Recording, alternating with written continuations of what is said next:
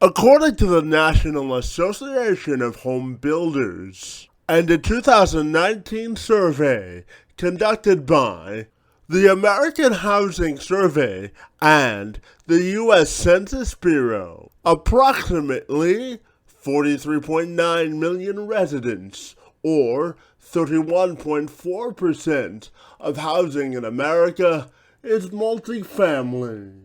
As a managing member in Bronson Equity, Bronson Hill is a general partner in 1,500 multifamily units worth an estimated $150 million. He also co-leads a large multifamily meetup in Pasadena, California, in an effort to make connections and meet people where they are, whether they have years of experience or just starting out in the real estate space of multifamily in order to connect the dots of opportunity. He'll join me this week to discuss the emerging world of multifamily real estate and how you can best succeed in the industry. I'm Kevin McShann. Let's have this conversation.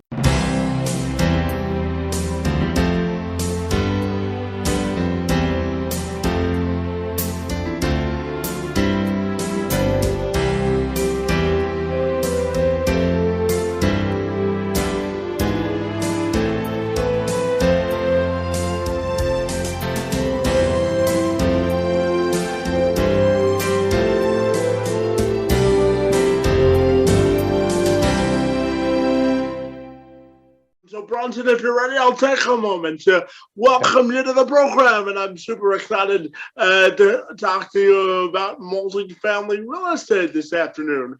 Great to see you, and thanks so much for being here, Bonnie.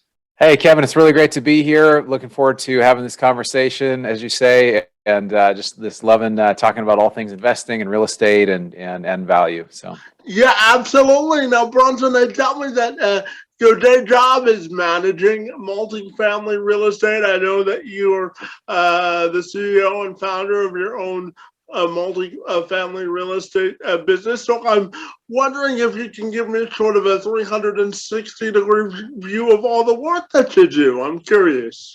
Yeah, so I started out years ago doing single family investing, and I had a small single family portfolio, and I thought, hey, I have this great corporate job, which I was doing at the time in the medical industry, and I wanted to get more control over my time. So what I did is I started buying single family houses, and I got to 4, and then I realized it was a lot of work, and it was just, these were kind of fixer houses, and it just really was not producing the cash flow that I wanted to. So I have a relative who said, hey, why don't you raise money and you can buy multifamily apartments? And I said, well, how do I do that? And so he kind of gave me some resources to start down on this path. So that was about 4 years ago.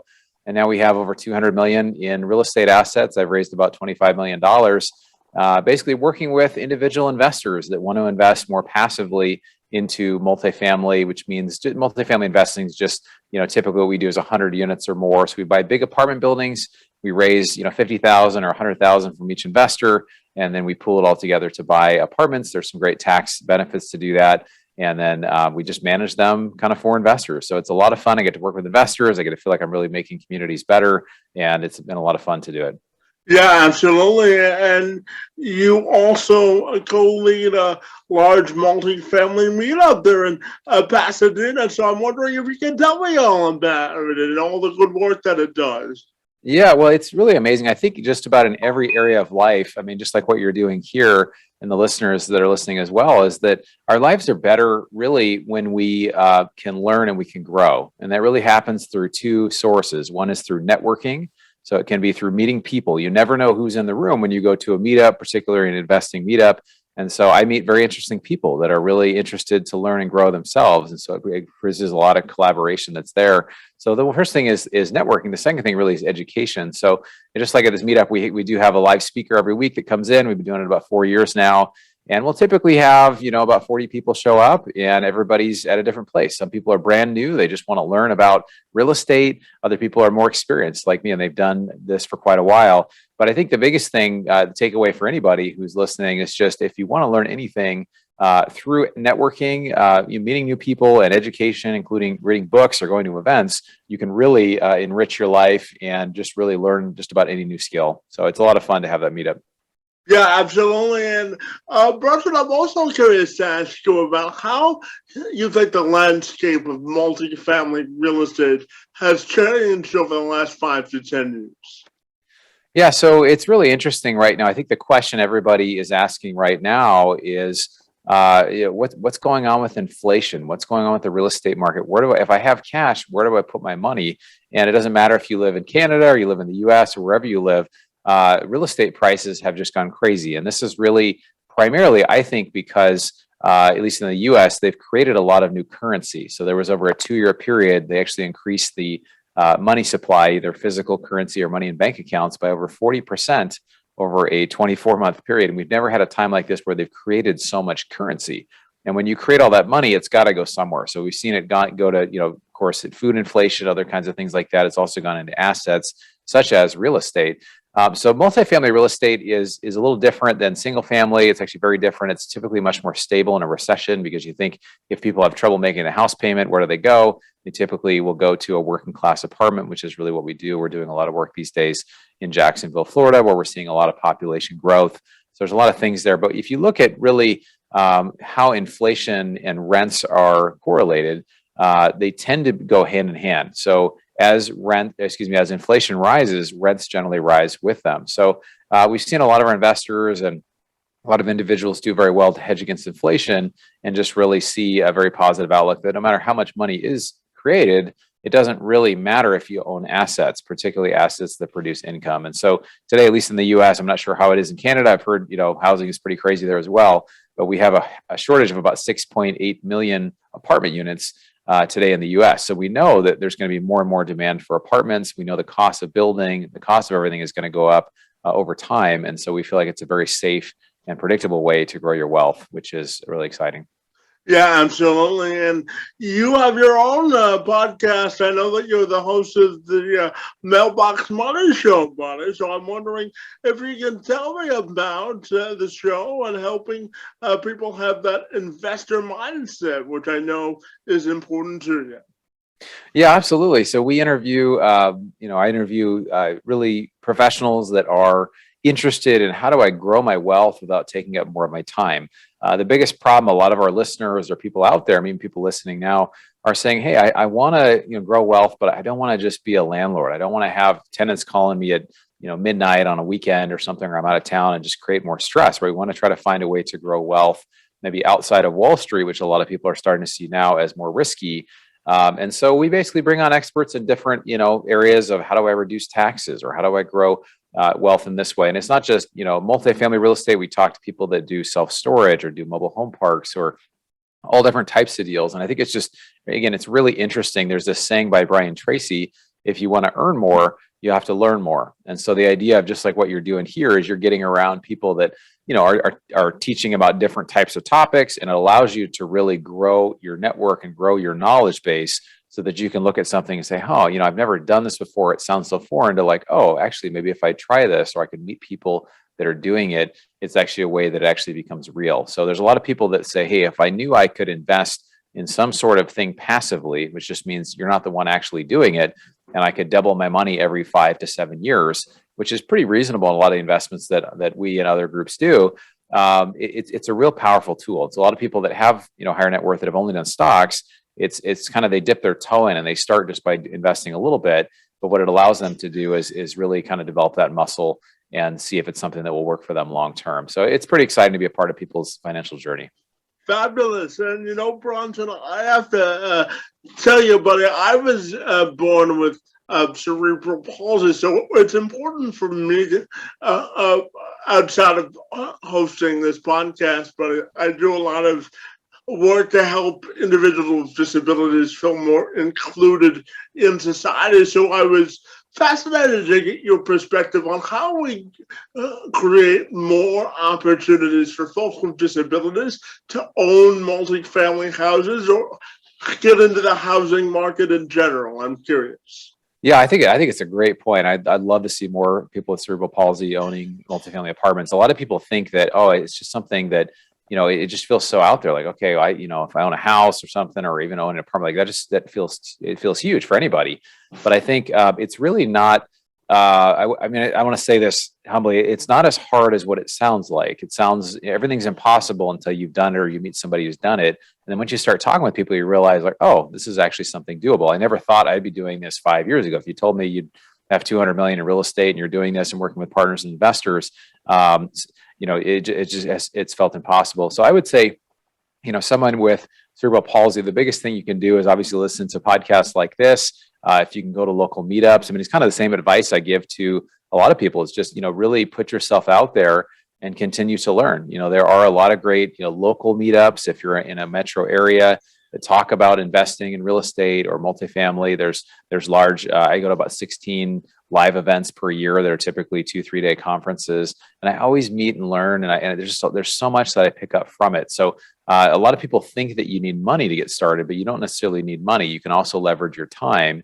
And if you're willing to do the work, meaning I'm willing to look for deals or I'm willing to work with other people and try to raise money, there's always a seat at the table for people that can bring value. So that's really how people get paid in the business world. That's how people get paid in real estate, is really trying to find a way, how can I be a part of this deal by either bringing a deal or bringing money or being a part of somewhere in between that. And so I think there's a lot of things just, by meeting other people and trying to add value. Yeah, absolutely. And I know that you've written a book, but I call it The Single Best Investment Strategy. And then you also are a regular contributor to a YouTube channel and blog. So tell me about your book and how you use the power of these platforms to get out your message.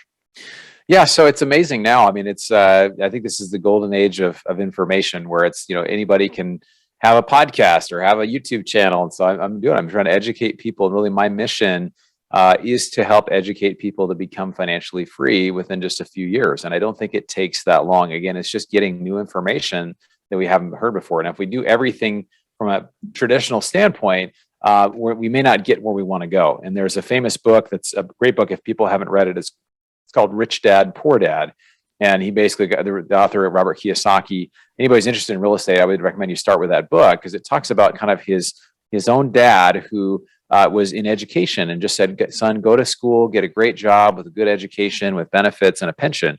And his friend's dad said, no, he didn't even have a high school education. But what he did is he just constantly learned. He tried different businesses. He met new people. He kind of was very creative and did different things. And eventually his dad, who was in education, was ended up unemployed and just kind of disappointed. And his friend's dad just became more and more wealthy. So really, education is not just school. It's not just a degree. It's things like this. It's learning material. And so we put out a lot of information. I put out 10 videos a month on YouTube. I have my book, The Single Best Investment Strategy During and After a Pandemic, which you can find on my website at bronsonequity.com.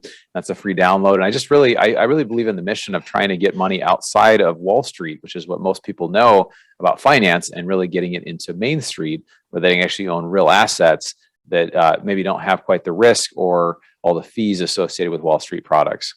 Yeah, absolutely. And how can people find you on YouTube or your other platforms, buddy?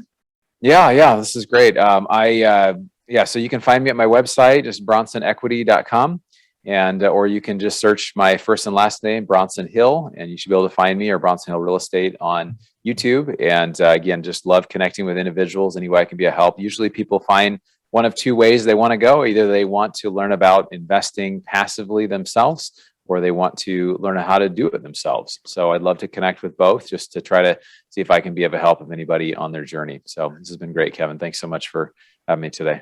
Yeah, and just before I let you go, buddy, I'm curious to finally ask you about your own personal legacy and how you may want that to be defined, and how you think we can use multifamily real estate to really generate generational wealth.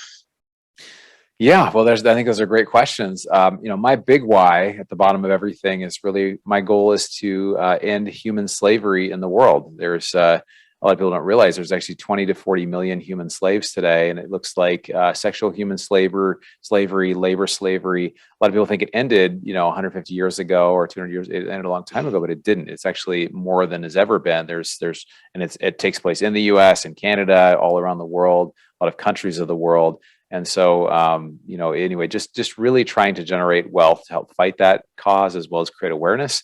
And then, really how people use, and I recommend anybody who's looking at generating wealth is really try to find what your why is. Maybe it'll be very different than my why, but it'll give you a sense of focus and purpose. And I get a little concerned when I meet people that are, it's all about yachts and Mai Tais, or they just really have no other purpose except gratifying themselves, which, that's everybody's choice and that's fine, but it's much, much more powerful when we have a deeper sense of why.